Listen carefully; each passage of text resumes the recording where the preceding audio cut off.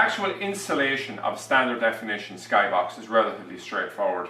So the key components that will make it up is you'll obviously have the box itself, a SCART lead, a power lead, and if you bought it off TV Trade, you have an option of adding in a Sky remote as well. Okay, so let's look at you just see in the front of the box here all the different features. So if we turn to the back and what we're going to need to connect in, we'll have a satellite dish input here. Okay. We'll come along down anyway. The next key feature for us is that we have an option actually of feeding an aerial in, we'll say from a UHF aerial, and this will work equally well for both Servio or the old analog system. And we have two outputs on it. One output here will just give the picture, and the other one, which you can feed to a second room, this output here we can actually give the picture, and as well as that a 9-volt signal, which will actually allow you to operate a Sky Eye and operate this box remotely from a second location. Then we have SCART outputs here. The SCART output there, the TV one is the one obviously we normally connect to TV, and if we use the TV SCART one, when we turn on the box, it normally flick the television over to the channel, to the AV input channel, where if you use the VCR one, normally it obviously should just be ran down to a VCR for recording. It's a passive output, so if we use that for connecting television, although it would give us the picture, it wouldn't flick it over automatically. And then the next thing here is we can actually just see the power input. So what I'm going to do here is I'm just going to go through the various steps of installing this. So the first thing I might do is I might just come along and I'll just get the power lead here.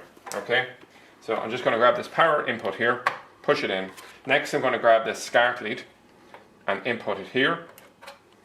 And finally, I'm just going to take one of the feeds that we had coming off our satellite dish.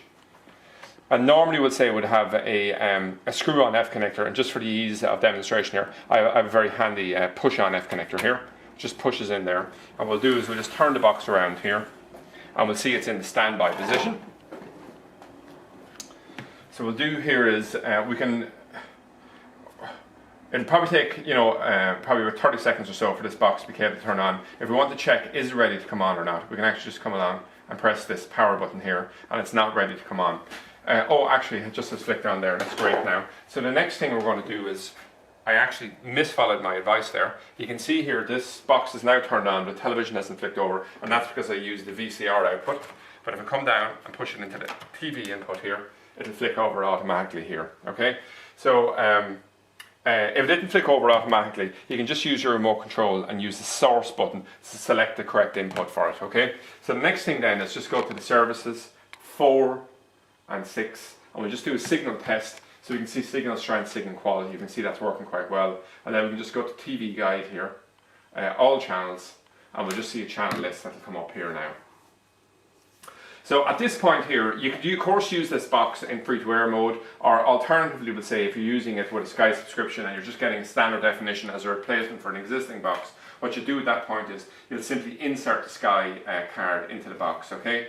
Now, the one thing I'd say there is, we'll say if it's for the ordinary subscription channels, we'll say like Sky One or RT or things like this that just come in the standard package, they'll work fine.